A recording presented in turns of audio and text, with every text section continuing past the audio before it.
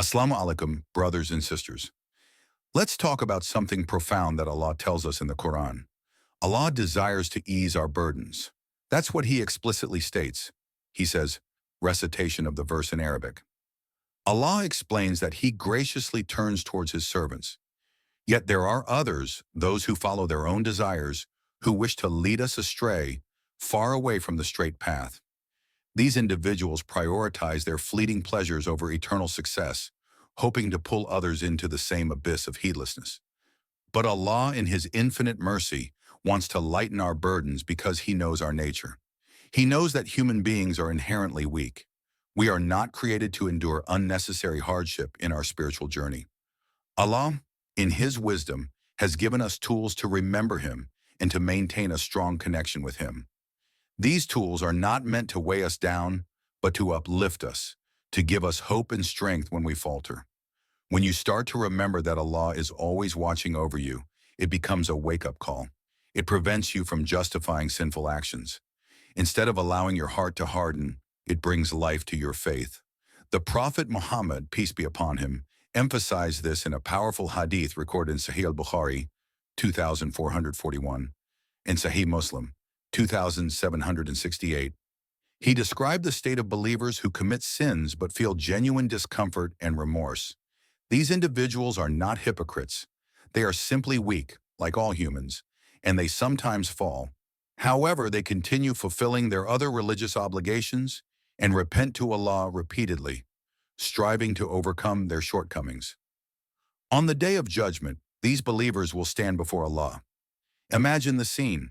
The earth will be entirely transformed. There will be no mountains, valleys, seas, or any familiar landmarks. The sky will change, and every human being from the time of Adam to the last soul created will stand before Allah, the Almighty. The overpowering presence of the angels will surround the multitudes, leaving no room for escape. This is the ultimate day of accountability. There will be no opportunity to act or correct past deeds, only to face the reality of our actions. Each of us will watch a vivid playback of our lives as if on a giant screen. And the star of this cinematic experience? None other than ourselves. Every moment, every choice, every secret will be laid bare. Among this crowd will be believers who had sins. Sins they kept hidden out of shame. Sins they sincerely regretted. Despite their struggles, they clung to their faith, performed good deeds, and held on to hope in Allah's mercy. These individuals will be brought close to Allah, one by one. The Prophet, peace be upon him, said that Allah will cover them, concealing their private conversation from everyone, including the angels. Parents, children, friends, religious scholars, kings and queens. No one will witness this exchange. Allah will address them directly without an interpreter and hand them their personal book of deeds. As they read, they'll come across their good deeds, acts of kindness, prayers, charity, and efforts that no one else knew about. Allah, who is Ash-Shakur, the appreciative, will acknowledge these deeds.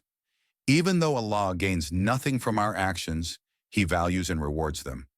When the believer sees their good deeds recorded, their face will light up with joy. Then Allah will ask, "Do you know what I have done for you?" The believer will respond eagerly, and Allah will declare, "I have accepted it." Overwhelmed with gratitude, the believer will prostrate in thankfulness. But Allah will tell them to rise. There's more. As they continue reading, they'll encounter sins they committed in secret. Fear will grip them, and their face will darken. Allah will ask, "Do you confirm this?" With honesty, they will say, "Yes, my Lord, I admit it." Then Allah will say, "Do you know what I have done for you?" Trembling, they'll reply, "What is it, my Lord?" And Allah will announce, "I have forgiven it." The cycle continues, reading, discovering good deeds and sins, prostrating and rising, until the people watching from afar notice. They see the believer repeatedly prostrating and assume, "How fortunate this person is. They must have never sinned in their life." Little do they know the real story unfolding. When Allah finally hands them their book in their right hand, the believer will exclaim, "Come, read my book. Look at my success." Although no one may actually care to read it, the believer's joy will be uncontainable. This is the day they've been waiting for, the day of ultimate victory. They'll reflect on their journey saying, "I believed in this day. I remained steadfast and I never gave up. The ability to boast on that day is permissible, even encouraged. It's the day of true celebration, a time to revel in the rewards of faith and perseverance. May Allah make us among those who experience such joy. In contrast, the hypocrites and disbelievers who justified their sins, flaunted them, or were indifferent to their consequences will not have their deeds concealed. Their hypocrisy and arrogance will be exposed for all to see. The Quran warns about these people. They lied to themselves and to their Lord, presenting a false facade to the world. Whether it was boasting about their disbelief, abandoning their obligations, or publicly denouncing their faith, their actions will be a source of humiliation on that day. May Allah protect us from such a fate and guide us to be among those who sincerely repent, strive, and ultimately succeed. So remember, every choice you make matters. Use this life wisely and let platforms like One Islam TV help you stay on the right path. But let's pause for a moment and think about the beauty of Allah's mercy. Even in the moments when we falter, Allah extends His hand, inviting us to return to Him. He doesn't abandon us. In fact, Allah tells us in the Quran, "Say, O my servants who have transgressed against themselves by sinning, do not despair of the mercy of Allah. Indeed, Allah forgives all sins. Indeed, it is He who is the forgiving, the merciful." Surah Az-Zumar 39:53. This verse is a beacon of hope for every believer. It reminds us that no matter how far we may feel from Allah, no matter how heavy our sins may seem, His mercy is greater. It's an open invitation to turn back to Him, to seek His forgiveness, and to start anew.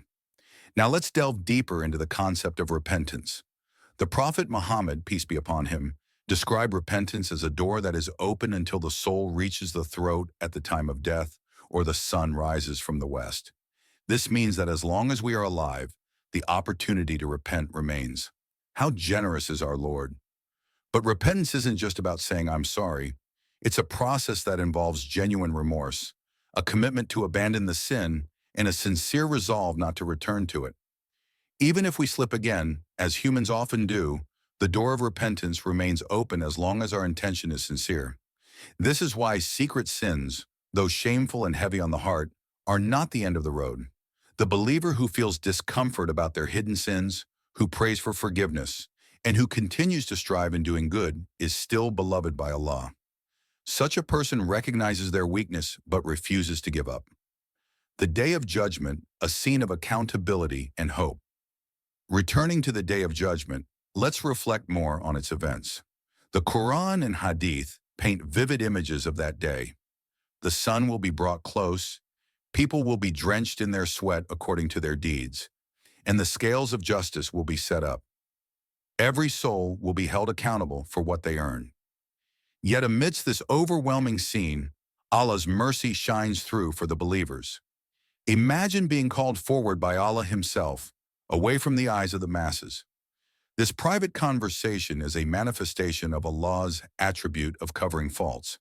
He doesn't humiliate His servants who sincerely sought His forgiveness. Instead, He honors them. Think about the profound moment when Allah hands a believer their book in their right hand. It's not just a moment of relief, it's a declaration of success. The believer's joy knows no bounds. They call out, "Here, read my record." Their faith and efforts have borne fruit, and now they are among the successful. The hypocrites, a warning for all. Contrast this with the fate of the hypocrites. Their arrogance, deceit, and public displays of sin will be laid bare for all to witness. These are the individuals who prioritize worldly validation over Allah's pleasure. Some may have publicly denounced their faith or made excuses to justify their disobedience. Others may have led lives of hypocrisy, presenting a facade of righteousness while secretly engaging in sinful behavior. Their plight serves as a stark reminder for us to remain sincere in our intentions and actions. It's easy to be swayed by societal pressures or the lure of temporary pleasures, but the consequences are dire. Social media and the test of our times.